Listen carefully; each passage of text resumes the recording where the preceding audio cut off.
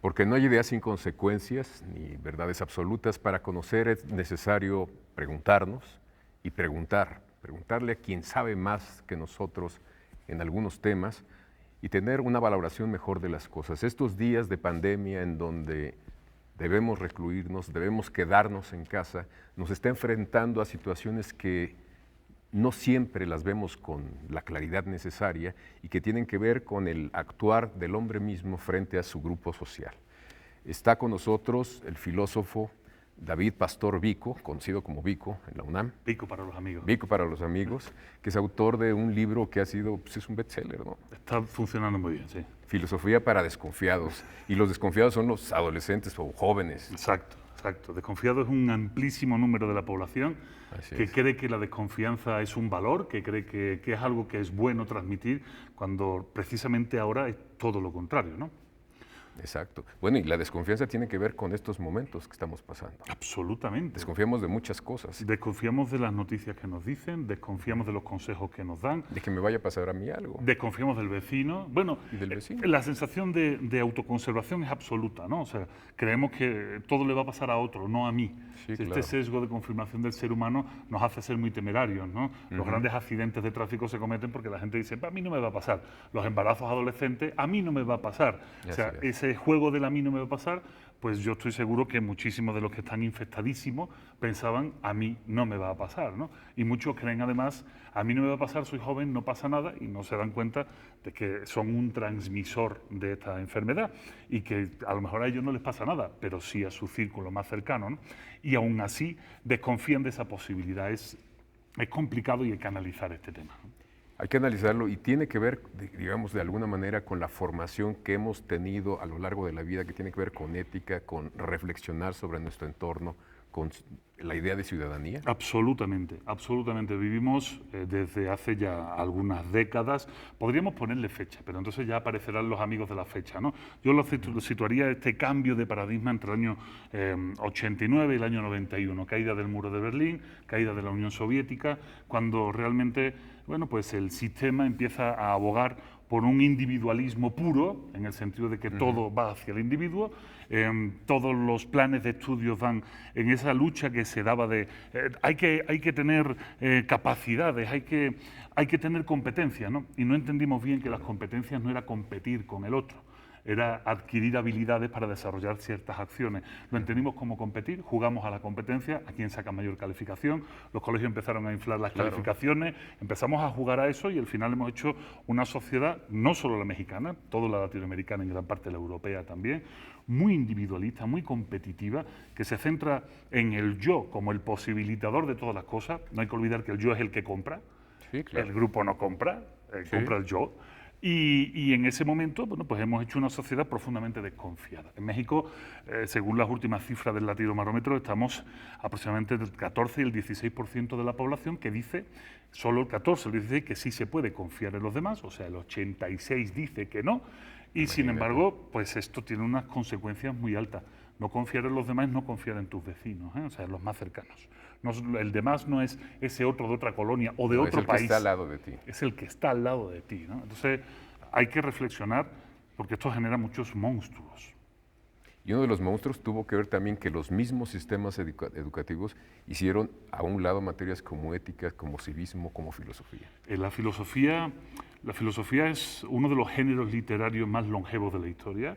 Es de los que mejores resultados ha dado, es de los más económicos, esto es muy importante. Eso hay que decirlo, claro, es cierto. Es de los más económicos, o sea, que cuesta carísimo el mindfulness, el coaching ontológico, estas sesiones de psicoterapia que duran 85.000 años, esto es carísimo, la filosofía es barata y si lo buscas en PDF hasta lo encuentras gratis en internet, pero verás, cuando gobiernos como por ejemplo el de Bolsonaro, que es de extrema derecha, ultracatólico, ultraconservador, subió al poder, una de las primeras cosas que dijo es que iba a quitar la filosofía como estudios subvencionados por el gobierno, ¿no? Cada vez que llega un totalitarismo, quita la filosofía porque la filosofía hace pensar, pero no hace pensar al individuo, hace pensar a la colectividad. O sea, el papel de la filosofía no es un papel que te lance al mundo a ti solo, no, te invita a lanzarte con los demás, te invita a estudiar tu entorno, a saber por qué la gente piensa de determinada manera, por qué estos miedos que tenemos, por qué estos anhelos, y hace que la sociedad pueda cambiar. De hecho, el papel del filósofo desde Sócrates es estar en la calle. Claro, en la plaza pública. En la plaza, en el ágora, en el puerto del Pireo paseando, lo que hoy serían los centros comerciales o las universidades. Ese es el papel del filósofo. Decían que de Sócrates que era el tábano de Atenas. Y un tábano, claro. es una mosca que ya sabemos dónde aguijonea, ¿verdad? Sí. Justo en las partes más pudendas y blandas de los asnos, ¿no? Oye, pues es una metáfora maravillosa y creo que ese es el papel de la filosofía. Y vivir de espalda a la filosofía conlleva un precio muy alto, ¿no? Muy, muy alto. ¿Qué precio estamos pagando precisamente por darle la espalda a la filosofía? Uno de los principales problemas que estamos teniendo, y vamos a encarrilarlo con el problema del COVID-19, es la falta de pensamiento crítico, para empezar. ¿Qué es el pensamiento crítico? Bueno, el pensamiento crítico es una habilidad con la que cualquier ser humano nace, pero como diría Aristóteles, hay que actualizarla. O sea, tú y yo, cuando nacemos, tenemos la potencialidad de correr los 100 metros lisos en menos de 10 segundos. Si nos entrenan durante toda la vida, seguramente tú y yo podríamos haber corrido en menos de 10 segundos. Yo ahora mismo en menos de 10 segundos podría correr 10 o 12 metros, ¿no? Lo demás sería imposible. El pensamiento crítico es igual. Todos los seres humanos nacen con esa capacidad, pero necesitamos incentivarlo. Se ejercita. Exacto. Hay que ejercitar el pensamiento crítico. Y ahora mismo estamos en uno de los momentos históricos donde menor es la incidencia del pensamiento crítico. Y tenemos momentos complicados como este, caray. Absolutamente complicados. ¿Cómo disiernes tanta información que hay en la web, por ejemplo? En España estaban diciendo, una noticia que salió hoy, que aproximadamente entre el 70 y el 90% de toda la información que corre ahora mismo de teléfono celular en teléfono celular relacionado con el coronavirus es falsa, es mentira. Seguramente un porcentaje similar será aquí. Hombre, por supuesto que sí. De hecho, en el último estudio formal que se hizo sobre la incidencia de las capacidades del pensamiento crítico en los jóvenes para encontrar información veraz en Internet, para no ser engañados, decía que en los países desarrollados solo el 2% de los jóvenes nativos digitales tienen estas capacidades. 2%. El 2%. De eso salió en el último informe del año 2015 de la Asociación Internacional para la Evaluación del Rendimiento Educativo. Hay que echarle un ojo para que nos demos cuenta de la realidad. Sin embargo, ellos tienen una percepción totalmente diferente. El 89% cree que tiene habilidades de pensamiento crítico. Claro, porque ya entraron a la web, sacaron 2 fuentes o 3, y si eran muy parecidas, pues claro, confirman que estaban en lo cierto. Estamos en un momento muy delicado donde no podemos prestar atención a charlatanes, no podemos darle pábulo y por supuesto no podemos hacer proselitismo. O sea, si a mí me llega una información, sea cual sea, a mi teléfono celular, mi obligación es leerla, ver si es veraz o no y compartirla si lo estimo así o no. Claro. Pero claro, el problema es que estamos dando pábulo, nos llega cualquier mensaje, ¡ay, sí! Hay que hacer vapores, ¡pum! Y mandamos, hay que hacer vapores. Hay que lavarse la boca con agua hirviendo, por favor. Claro. Esto ha sido una tendencia en España. Yo sé que hay chistes de gallegos, los que quieras, ¿no? Y esto parece un chiste de gallego. Pero hay gente bebiendo agua hirviendo, creyendo que así acaba con el COVID-19. Y en mi propia colonia alguien me dijo, no, haz gárgaros con agua oxigenada. Por favor, por favor. Y sin embargo, esto es el pan nuestro de cada día, por una gran falta de pensamiento crítico y por una sociedad acostumbrada a confiar más, perdón que lo diga, lo decía Pepe Franco, tú lo conoces, la sociedad mexicana confía mucho más en el horóscopo que en la ciencia. Sin duda alguna. Cuidado. Tenemos que ir a un corte y regresamos con los horóscopos.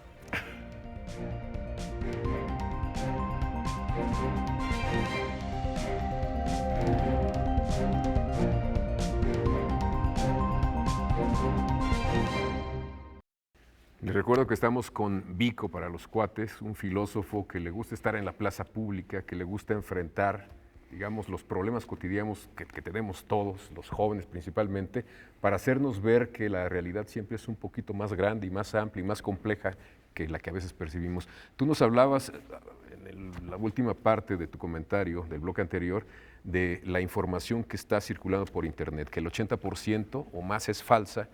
Y a veces nos preguntan los jóvenes cómo discernir entre una cosa y la otra. Sí, el problema de ese cómo, que es sencillo de resolver, pero es trabajoso. En un momento en el que la inmediatez es lo que prima, el consumo rápido es lo que prima, cuando tú le dices a un joven, mira, antes de difundir una noticia, intenta preocuparte por conseguir la fuente de esa noticia. busca de qué fuente es. ¿De dónde vino? ¿De dónde viene? Una vez que encuentres de dónde viene, es fácil saber si es fidedigna o no. O sea, si entra y es del Deforma, pues ya sabe que esto es una patraña. Si es de la UNAM o del Instituto Politécnico Nacional, oye, esto es una garantía, ¿no? Pero no solo te conformes con eso, intenta buscar que esa noticia tenga cierto respaldo en otros medios. Claro, esto es un esfuerzo. Y no están acostumbrados a hacer este esfuerzo. Al final, simplemente por desidia o por perder la oportunidad del like o por perder ese momento de moda, de, como dicen, de mainstream, ¿no? en el que estás justo navegando sobre la noticia, es cuando somos pasto de los charlatanes, ¿no? Bueno, que en ese pasto de charlatanes, bueno, hay muchos políticos Claro, hombre. que están llevando agua a su molino de la manera más asquerosa, según yo. Hombre, pero ten en cuenta que esto es un momento horrible para hacer proselitismo político, esto es un momento nefasto para... Y se está haciendo. Hombre, claro, pero no solo en México, en todos los países del mundo que están siendo azotados, y son todos ahora mismo los que están siendo azotados por la pandemia, esto es el momento en el que los buitres salen a devorar la carroña, ¿no? Y además, cualquier gobierno se lo pone fácil, por una razón muy sencilla. Porque esto es la primera vez que pasa a nivel mundial de esta forma desde la gripe española de principios del siglo XX. Porque no hay ningún país preparado para poder afrontarlo. Porque no hay ninguna decisión fácil. Tú imagínate qué pasaría si aquí en México o en España o en Estados Unidos o en Italia, antes de que hubiese el primer caso de enfermedad, como ha hecho El Salvador, que lo ha podido hacer porque es un país muy pequeño, pero que antes de que hubiese el primer caso de enfermedad, el presidente en turno cierra el país categóricamente y dice 40 días todos recluidos en su casa. Inmediatamente cae la cabeza de este presidente porque, claro, ¿pero por qué? Si no hay razón. Entonces, aquí hay que esperar. Hay que esperar a que haya muertos encima de la mesa. Lamentablemente sí. Lamentablemente sí. Y es la situación en la que nos vemos ahora abocados. ¿Podríamos haberlo hecho hace 15 días viendo a otros países? Sí. ¿Se lo tomaría la población en serio? No. Y además sería carnaza de oportunistas de decir, ¿cómo se te ocurre cerrar el país si no hay ningún muerto? Si es que no pasa nada. Claro. Es que es una dialéctica muy, muy perniciosa. Y aquí lo que hay que redundar es no en el trabajo individualista de un partido o gregario de un partido, sino en el trabajo colectivo de todos. O sea, de aquí solo vamos a poder salir de dos maneras, la corta y la larga. ¿Que salir? Saldremos, todos. Esto no es el fin del mundo, para nada, esto no es el fin del mundo. Que de salir saldremos. Ahora, tenemos que ver cómo queremos salir, pronto o tarde. ¿Pronto qué significa? Ser todos conscientes, remar a una, confiar en la acción del otro. Confiar es una palabra maravillosa. Confiar es saber que el otro hará lo que se espera que haga. Eso me parece que es una frase increíble. Pues yo como vecino quiero confiar en que mi vecino hará lo que se espera que haga, o sea, quedarse en casa. Y quedarse en casa significa no recibir visitas, no sacar al niño de paseo, no ir a comprar todos los días tortillas, no ir... O sea, quedarse en casa es quedarse en casa. Y el problema es que eso lleva aparejada otra palabra, que es responsabilidad.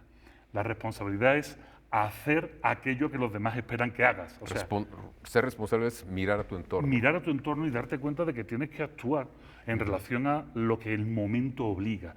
Y lo que está obligando es quédate en casa. Solo hay dos formas. ¿La rápida o la corta? La rápida es más benigna, la corta seguramente arrojará muchísimo más aprendizaje, pero a un precio demoledor.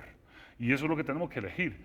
Y el problema es que actuamos o con inconsciencia o con exceso de miedo. Esto no es un trabajo ni frívolo ni alarmista, porque cualquiera que de las dos lleva grandes problemas. Si somos frívolos, pues pasa lo que sucede. Ayer en mi colonia, yo vivo en la Magdalena Contreras, había un tianguis maravilloso que seguramente desde primera hora de la mañana que se montó a última, habría 15 o 16.000 personas comprando. Si estamos diciendo qué locura un concierto con 5.000 o 6.000 personas, un tianguis es igual que vivimos en una ciudad abarrotada de gente. Esto es frivolidad.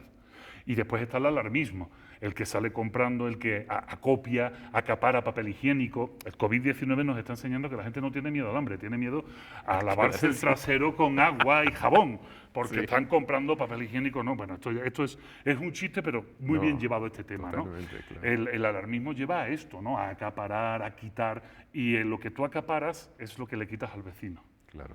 Y eso tampoco se está dando cuenta la gente. Y entonces es un problema, porque puede darse la situación de que acaparemos muchos y dejemos a otros sin nada. Y esos otros llegará un momento que reclamen. Muchos que siguen siendo pocos. Claro, muchos que siguen siendo pocos. O sea, realmente, ¿quién está acaparando? ¿Quién se lo está tomando en serio? Pues muchas veces los que tienen conocimientos externos, exógenos, los que ven al otro lado de la frontera, en el norte. Hoy Donald Trump salió diciendo que si consiguen tener menos de 100.000 cadáveres, habrán hecho un buen trabajo. Imagínate, y es una cifra conservadora, políticamente correcta, Políticamente correcta, y lo acaba de decir el vecino del gringo cuando nuestras fronteras siguen abiertas. O sea, cuidado, cuidado. Entonces, no hay que ser alarmista, hay un método muy sencillo, quédate en casa. Y no hay que ser frívolo, que es quédate en casa tú, que yo saldré fuera y haré lo que quiera. Ese es el problema social en el que nos encontramos. El tejido social está depauperado, se rompe, se desquebraja, y mientras no pasa nada, mientras estamos en una situación más o menos benigna, no lo vemos. Pero en cuanto suceden emergencias, afloran los problemas. Una emergencia, un terremoto, estamos acostumbrados, ya sabemos cómo actuar, pero esto va por otro camino, esto es un golpe más fuerte. Otra cosa, sí. Esto es un golpe más fuerte y estamos a la altura, seguramente estaremos a la altura. Por ahora necesitamos un aprendizaje, una pedagogía que creo que no se está dando suficientemente rápido, una pedagogía que nos haga ver que depende de nosotros que esto no siga. O sea, no depende del vecino, depende de ti. Nosotros, de uno. De ti, de tu familia, de tu ámbito más cercano. Y a partir de ese momento podremos decir, vamos a superarlo por el lado corto. El largo ya sabemos cuál es. El largo es mucho sufrimiento, son muchos cadáveres, mucha incidencia, una gran pedagogía, pero una pedagogía creo que excesivamente dolorosa. El problema, Javier, es que ese refrán maravilloso de cuando veas las barbas de tu vecino cortar, pon las tuyas a remojar, no nos la aplicamos jamás. Porque creemos que el vecino no es como nosotros. Sí, él es diferente. Él es diferente. Hubo un gobernador que decía, nosotros no nos vamos a contagiar, ¿no? Los mexicanos no nos vamos a contagiar. Y yo decía, ¿por qué? ¿Por comer chile, cilantro? ¿Por qué? Por el clima. México es un país tan enorme, tan gigante, que hay todo tipo de climas, de gastronomía. Son muchos Méxicos. Esos son muchos Méxicos diferentes. Qué comentario más simplista y qué peligroso. Totalmente. Y qué peligroso porque siempre habrá gente que se lo crea y que salga a la calle con la bandera de ese comentario, ¿no? Entonces, cuidado, como bien decías, hay que buscar las fuentes fidedignas y quien sepa del tema que hable, ¿no? Tenemos que ir a un corte, Vicu, y regresamos contigo. Perfecto.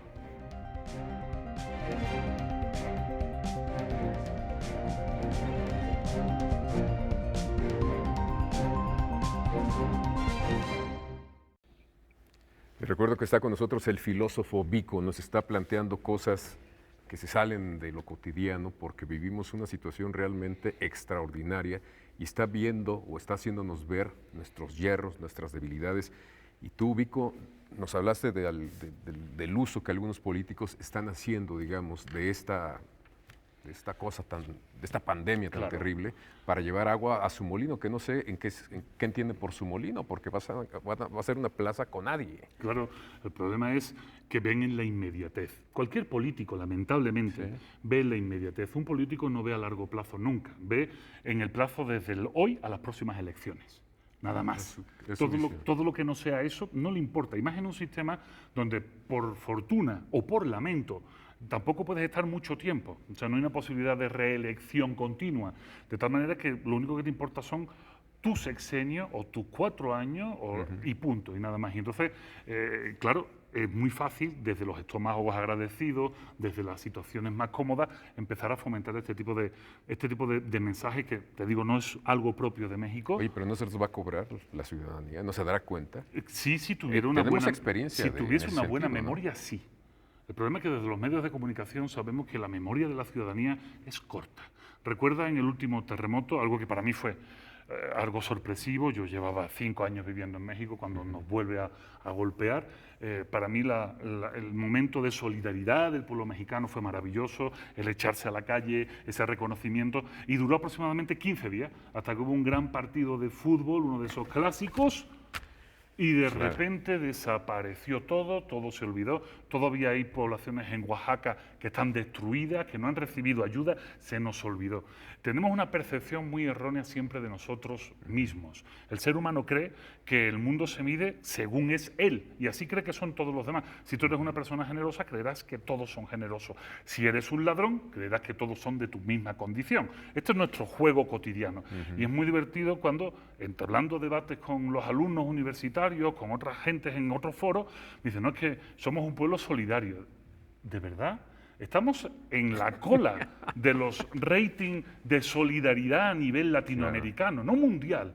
que estamos mucho más abajo. Latinoamericanos, estamos en las plazas más bajas de solidaridad. Sin embargo, la percepción que tenemos de pueblo cálido, que afronta, tenemos poca memoria. Y además, no estamos incentivando la memoria. No se incentiva. ¿Y cómo haces para no incentivar la memoria? Bombardeando de información constante a la gente. Y en situaciones como esta hay otra herramienta maravillosa, que es el miedo. El miedo aterroriza, el miedo, la definición del miedo es muy sencilla y muy fácil, muy bonita. Es la angustia, la angustia hacia una amenaza, ya sea real o imaginaria. Claro. Fíjate qué tremendo. Oye, o te paraliza o te hace correr. O te paraliza o te hace correr. Hacerte correr, consigue hacerte correr cuando estás con muchos. Te paraliza cuando estás solo. El ser humano ante el miedo tiene, decía José Antonio Marina, el gran filósofo y pedagogo español, hay 5 formas de afrontar el miedo en el ser humano. Una de ellas es correr, otra de ellas es hacerte el muerto, no moverte. Claro. ¿Te suena? Sí, Quedarte claro, quietecito, que nadie te vea, no levantar las orejas, ¿no? Otra forma es la violencia, ¿no? Es otra forma de afrontar el miedo. Y después, creo que se me olvidó la cuarta, pero había una quinta que era mucho más importante en el ser humano. En el ser humano, la única forma de solventar el miedo es hacer lo que debes hacer. Esto no lo hace ningún otro animal. Hacer lo que debes hacer. Y en nuestro caso es informarnos. En nuestro caso es mantener la calma. En nuestro caso es ver dónde vivimos, cuáles son los factores de riesgo de nuestra proximidad, cuáles son los factores de riesgo dentro de nuestra propia casa. ¿Cómo controlas esos factores de riesgo? Los vecinos que salen a pasear allí al estacionamiento. Contra ese tú no puedes trabajar. Sí, desde las ventanas le puedes decir algo, cosa que no nos gusta. Hay vídeos en España, ya sabes que bueno, pues los españoles tienen otra forma de hacer las cosas, algunos, otros son muy imbéciles, pero hay algunos vídeos donde gritan por las ventanas, usted, ¿qué está haciendo? Métase en casa, ¿no? Esto es maravilloso, ojalá pasara también aquí, pero sí podemos controlar algunas cosas, cuántas veces salgo, con qué ropa salgo, nadie nos lo ha dicho, pero hay una cosa fundamental, cambiémonos de calzado, utilicemos solo un calzado para salir de casa. Cuando lleguemos a casa, dejemos ese calzado, quitémonos la ropa, limpiemos los objetos que hemos traído de la calle, limpiemos los objetos que compramos y sobre todo permanezcamos el mayor tiempo posible. El problema es que para mucha gente es una condena quedarse en casa. Claro. Porque no están acostumbrados. Yo recuerdo cuando lees la Odisea, que Ulises, cuando vuelve a Ítaca después de tantos años, no reconoce a Penélope. No sabe qué hacer con Penélope. Y es algo que nos pasa. Los mexicanos somos uno de los pueblos, o somos el país que más trabaja del mundo, que más horas trabajamos del mundo. Eso significa que somos uno de los pueblos que más horas pasamos fuera de nuestra casa. Y ahora nos están diciendo que volvamos a meternos en casa. Tenemos que redescubrir a nuestras parejas. Tenemos que redescubrir a nuestros hijos. Tenemos que darnos cuenta que el control remoto ya no es posesión mía, sino de toda la familia. Tenemos que compartir espacio, tenemos que compartir juegos, tenemos que hacer muchas cosas que nos van a servir para un par de cosas fundamentales. La primera, como pasó en China, el número de divorcios se va a disparar. Cuando se acabe la cuarentena, el número de divorcios se dispara. Otra, que el número de niños también se va a disparar. Tendremos un repunte de natalidad. Aquellas parejas bien avenidas, que no tengan la oportunidad de ver la televisión constantemente, pues tendrán más hijos. Pero hay otra cosa, descubriremos muchos problemas de nuestra familia. Descubriremos a muchos de nuestros integrantes familiares y eso es nuestra fortaleza. Si lo entendemos así, podemos salir muy reforzados. Y con los vecinos, es cierto, no tenemos que convivir con ellos, pero estamos al lado de ellos. Y estos ejemplos de solidaridad vecinal, cuando salen a cantar al balcón en Italia, por ejemplo, cuando comparten fiestas desde los balcones, eso es maravilloso. Y eso redunda en algo que hemos perdido en gran medida, que es el sentimiento de colectividad, que es el sentimiento de grupo. Son esas kermés y esas quinceañeras que se hacían antes en las calles de la Ciudad de México, que se cortaba una calle donde todo el mundo se conocía, donde todo el mundo participaba, donde una quinceañera no era una demostración de poder adquisitivo de la familia, sino que era una fiesta. Una fiesta de barrio. Exacto. Esto lo podemos volver a tener cuando pase esta pandemia. Podemos recuperar nuestra vecindad, podemos recuperar esos espacios que son nuestros. Y hay que tener mucho cuidado. El hecho de que la confianza bajara tanto en México no es porque la violencia aumentó. La violencia empezó a aumentar en México cuando perdimos la confianza en los demás, porque abandonamos los espacios públicos y los espacios públicos fueron tomados por los malos. Si volvemos a tomar los espacios, si utilizamos esta pandemia como una cohesión de grupo, los políticos tendrán que cuadrarse y tendrán que rendir cuentas. y además viviremos mejor. Las situaciones de seguridad se podrán mejorar muchísimo y sobre todo los grandes beneficiados serán nuestros hijos. Tú y yo ya estamos podridos, Javier. Tú y yo ya estamos fuera de este juego dentro de unos años buscando una buena pensión y un sitio donde retirarnos. Pero nuestros hijos son los que tienen que ser los beneficiados de esto. Y como esto va a ser algo histórico, y dentro de 40 años en todos los países del mundo dirán, ¿recuerdas la pandemia del 2020? ¿Dónde estabas en el 2020? Claro. Esto estará presente en todo, tenemos que utilizarlo como un cambio. Hay grandes filósofos, Zizek, por ejemplo, está hablando de esto, la recuperación de lo público, la recuperación de lo social. También Byung-Chul Han está hablando de él, desde la otra parte, el auge del próximo capitalismo, porque cree que cuando esto acabe la gente saldrá a correr en desbandada a los centros comerciales a comprar estupideces. Espero que no. Es posible que no, claro. Por lo menos una parte no lo hará. Espero que una parte no lo haga, a merma de que las grandes empresas multinacionales pierdan un poco. Bueno, ¿qué se le va a hacer? ¿Qué se le va a hacer? Pero si ganamos en calidad de vida, si ganamos en solidaridad, si ganamos en las plazas públicas. Si ganamos las plazas públicas para nosotros de nuevo, que toda esa labor que desde el ámbito de la cultura están haciendo, donde grandes músicos están dando conciertos gratuitos, que eso se vuelva a usar, pero en las calles. Que esos músicos llenen los zócalos de las ciudades de México, las plazas públicas, todos los espacios, que se llenen de actividad. Entonces esto será un cambio radical. Si tenemos miedo y nos agarrotamos, no, pero la delincuencia se hace suyo en los espacios públicos. Va a volver a hacerse suyo con todo. De hecho, ¿qué nos está pasando en la máxima casa de estudios? Hemos abandonado los planteles y los están quemando. Azcapotzalco lo han vuelto a quemar. Los están quemando. O sea, no debemos de permitir que eso pase y recuperar nuestros espacios. Utilicemos esto como una excusa que nos sirva para crecer, pero no para que crezcan unos pocos, porque entonces ¿sabes qué es lo que pasará? Que volverá otra pandemia y nos azotará muchísimo más fuerte.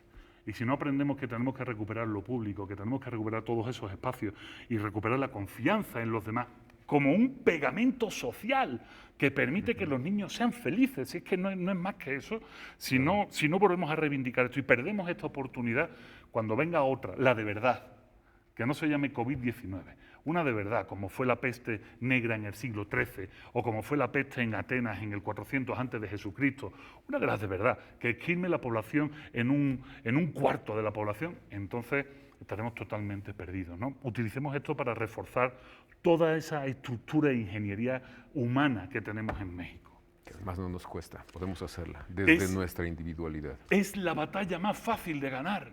Nunca ha habido una batalla en la historia de la humanidad más fácil que ganar que esta. Quédate en casa. Vamos a ganar quedándonos en casa. O sea, tan fácil como esto. Por supuesto que hay población que no podrá quedarse en casa, que vive día a día. Ahí es donde tenemos que reforzar las estructuras públicas para que les den sostén a estas personas, para que les permitan vivir. Pero es la batalla más fácil de ganar. Si no la ganamos, hay una palabra en el diccionario que nos definiría perfectamente, que por amor a nuestro público no la vamos a decir, pero todos la tenemos en la cabeza. Si no nos quedamos en casa, no vamos a ganar esta batalla o la ganaremos a muy largo plazo y habremos perdido una oportunidad de oro para cambiar un poquito el mundo que le estamos heredando a nuestros hijos. Gracias, Vico, por acompañarnos. Pues un placer y cuando quieras aquí estoy.